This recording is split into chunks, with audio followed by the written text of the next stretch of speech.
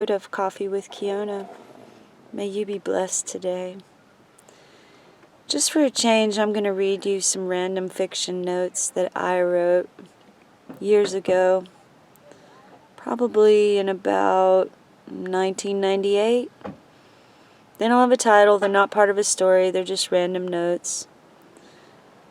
Sunrise that morning was mind-blowing.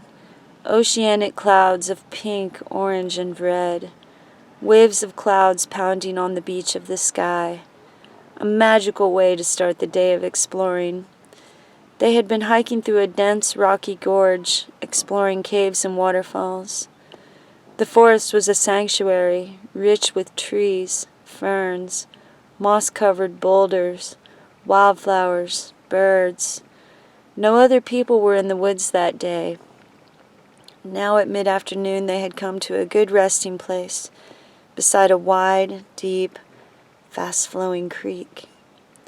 They smoked some kind bud from a wooden pipe and watched the dappled reflections of trees and clouds on the surface of the water. She slipped off her boots and dipped her feet into the chilly creek. Fresh coldness shocked her skin, sending rushes of awareness up her spine. She slipped off her skirt and her shirt, tossed them on some low-hanging tree branches, and waded back in slowly, sending ripples of sandy water out in all directions. He heard her laughter as though through a tunnel, watched her sprays of water splashing through sunlight in slow motion. Something subtle and sublime, those moments that you wish would last forever, and sadness, knowing that life rushes onward to its inevitable conclusions, yet joy and gratitude for having such moments. He took off his clothes too and hung them on a tree branch. He waded in up to his knees and then jumped into a deep area, immersing himself completely in this sweet, pure mountain stream. He rose up on his feet and took her hand, leading her to swim along with him. He baptized her then, reverently, gracefully, and smiling. Then she did the same for him. They clasped their hands and went back to shore together.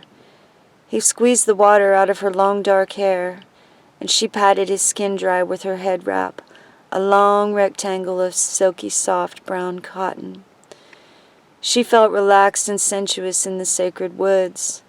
She wanted to hold her friend, her lover, so she turned and caressed his face, drawing him closer with a sweet laugh. For a moment she breathed in his familiar fragrance, sandalwood and juniper and forest scents. Then she traced his lips with her tongue, leisurely and mellow, until both of them were giggling softly. He stayed still for a moment, barely breathing. She brought her eyes up and connected with his, making both of them collapse into giggles over their usual seriousness. They broke out into smiles again and kissed each other playfully. Isn't that nice to think about? I wrote that because I was inspired by actual things I was experiencing. I hope you enjoy it. So here's another random fiction note. They were absorbed in the peaceful pleasures of being alive and high with each other. Time was somehow timeless, infinite, and intimate. After a good while, he put down his guitar and pulled her feet onto his lap. He had mellowed her mood with a long set of interesting love songs. Languid sensuality crept up her body as he massaged her legs, slowly and sensually.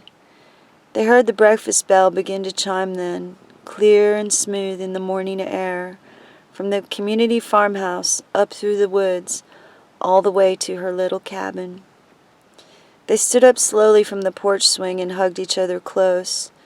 The path to the farmhouse passed by the sun and moon garden, the swan pond, the meditation outpost, the sweat lodge trail, the dream lodge trail, the dwellings of her best friends.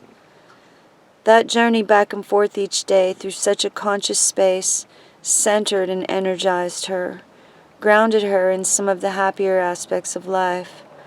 Arm in arm, she and her friend danced down the path to breakfast. Yet as they walked, she felt the road calling out to her again, calling to him too, perhaps calling them together to go on some journey or adventure or pilgrimage. Have you ever had the pleasure of this kind of life? I have, and I'd really like to have that again, actually.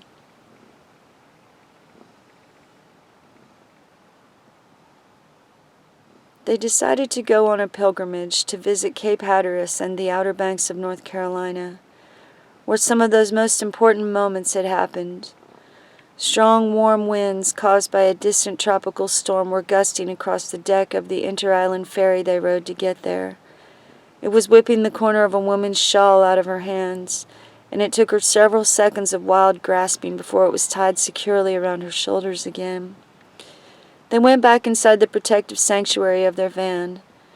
The air was dry and warm, intensely still compared to the gusty atmosphere just outside. She laid back on her fold-out bed, surrounded by soft pillows and clean, unfolded clothes, smoking a bowl behind opaque hemp curtains, listening to the deep hum of the ferry's engine below deck and the squeaking metal of the swaying automobiles on board. It's those kind of memories that make me want to have another Volkswagen van. My dream is actually to have, like, a white Volkswagen Westfalia camper van or a 1970 Campmobile, but I would cut out the top and put in a pop top into it. And I would like, of course, to convert it to biodiesel and to have some cute little solar panels on top, and a kick-butt stereo system. So here's another one. In March of 1997, the full moon potluck coincided with the occurrence of a lunar eclipse and a mind-blowing appearance by the huge comet Hale-Bopp. Through the clear night sky, 25 miles from any city lights, she could see the Pleiades and the dusty trail of the Milky Way stretching languidly across the night sky. It was a cold, frosty night, and the air smelled crisp and fresh. The frost on the grass crunched beneath her boots as she walked around in the moonlight. The experiences on this night gave her a strong dose of natural cosmic grounding and awakening. Merely by gazing skyward, she had perceived her own small but significant physical orientation to the larger scheme of life in the cosmos. She felt she was awakening from a long-induced slumber. She felt the actual objective reality, that she was the eyes of the cosmos, looking at itself through her eyes and understanding itself with conscious awareness. She was dizzy and amazed by this, so she grounded herself by crouching down to touch the cold ground, and she caressed long handfuls of wet grass. Her mind was electrified by this enchanting night. Her psyche buzzed as she further pondered her presence on the surface of this magnificent planet. Right now, she, her friends, and the planet were aligned between the sun and the moon. They were being visited by a spectacular comet in their galactic neighborhood. They had been sprinkled with extremely fine glitter known as fairy dust, which shimmered in the light of the bonfire. They were passing around a huge mason jar full of mushroom honey tea, psychedelic medicine tea, made by her friends. She took sips the first 4 times the jar went around the circle, and poured a small shot of it on the ground for the earth as well. After a while she felt like sitting down. The pull of gravity felt very strong. Her body felt dense and heavy. She found herself sitting beside a guy she'd never seen before. The jar was passed to his waiting hands. He held the jug level with his heart and seemed to be praying or meditating, maybe grounding or connecting with the energy of tripping, or thanking Spirit and blessing the tea before taking a sip. This speculation of his motives was a fascination for her. She wanted to get to know him better. After taking a sip, he touched the jar to his third eye, held it up to the sky, and passed it on. She received it and passed it along without pausing or taking her gaze off of this person now sitting by her side.